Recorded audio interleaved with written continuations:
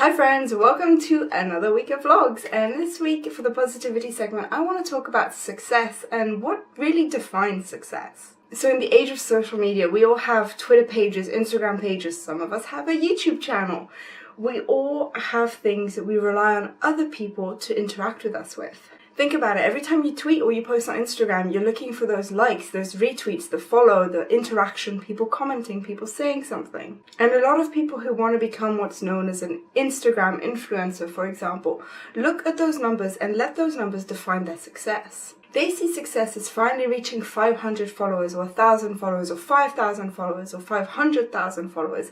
That is their level of success. But what happens to these people when people stop following and stop liking or stop retweeting and stop commenting? When you define your success as how other people like you and how much other people want to interact with you, there's going to be a point at which you have failed. This isn't because you're no longer interesting, it's because times change and people change and what they're interested in can change too, and what is really popular this year may no longer be popular next year. Success shouldn't be based on numbers, it should be based on how you feel. Success should come from a feeling of accomplishment.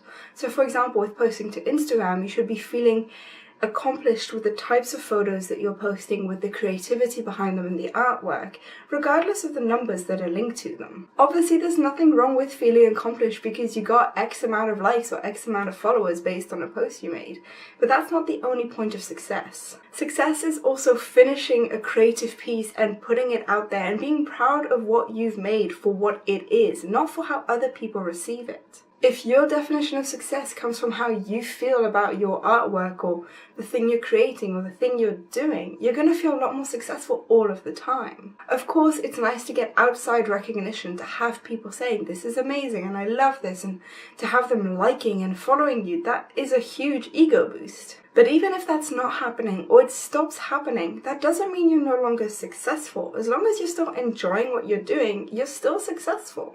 Similarly, even if you are getting loads and loads of followers and likes, but you're no longer enjoying yourself, you're no longer really being successful. It's easy to get lost in the numbers of followers and likes and to lose sight of what's actually important. When you're creating something, it's the creativity and it's that process that's important. People always say passion comes through in your work.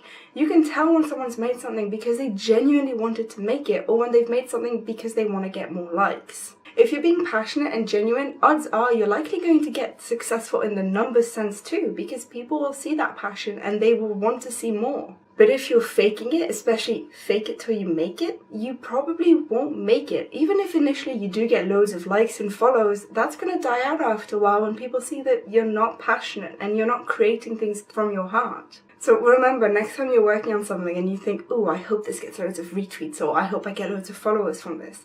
Is that really why you're creating the thing? Or are you creating the thing because you love doing that? Because you love photography or painting or drawing or whatever it is? As long as you're enjoying the process, you are being successful, no matter what the numbers say. So a lot of you probably know that I hate cooking, and therefore Ben is in charge of cooking. However, I think we're gonna have to stop that from now on. Would you like to explain to the camera what you've done?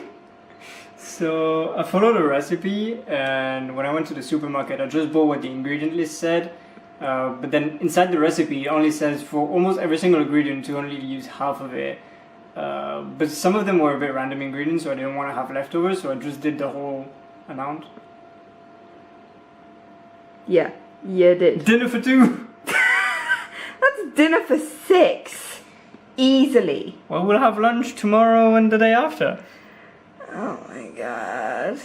That's so much food. So Ben has served the meal. So you can see we've got relatively full plates. It's about a portion each. And that's how much food we have left. I can't even say it with a straight face. We are never finishing that. We're never gonna finish it. Nani's grumbling because she wants some and she's not gonna get any. Are you in puppy prison?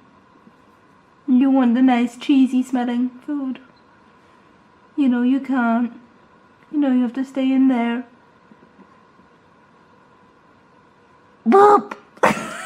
So it's Wednesday lunch and guess what we're having? We're having leftovers from dinner. Oh, and if you thought that's all we had, it's not. We actually have that much. Oh my gosh. I feel like this is all we're gonna eat for 10 days. So plate number 1, nice and full. Plate number 2, still very nice and full. That's the Tupperware that was completely full. And that's the other one. So we've got another probably 2 meals. You've been talking about cheese for the past month. Are you happy now? Yes. There's so much food. Mm-hmm. I'm not letting you. Winter is coming. We have to eat. Oh my god. We're not going to continue watching Game of Thrones if you continue living like you're in Game of Thrones. It's autumn. You have to get the heavy dishes out. It's autumn in Australia. It's like 20 degrees. It's not Exactly. cold. Heavy dishes. Nom nom nom. Lunchtime. Yes, lunchtime. So you may remember that Ben has fluorescent yellow running gear, and he's been wanting to take Nani out running with him, so we had to get her something matching. Look at you in your little fluorescent yellow jacket. Nani! Oh, you're being so grumpy about it. Hi. Hi.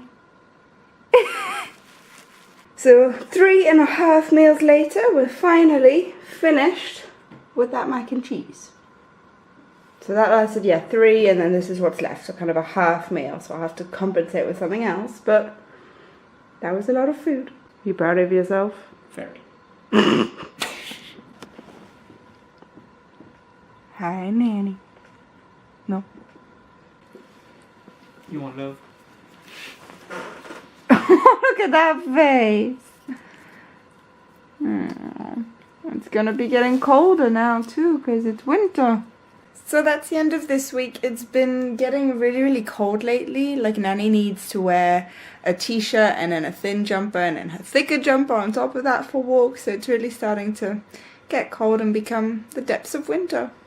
Which means Ben is obviously petitioning for more mac and cheese because he feels that that's a winter meal. I disagree. We've had it too much already. So hopefully next week we're gonna have something else and not more mac and cheese, because I don't want more mac and cheese. But you guys will have to wait till next week to find out. Until then, bye! Someone's nibbling on my socks. Can you not nibble on my socks, please? I need those. Nani! Ow!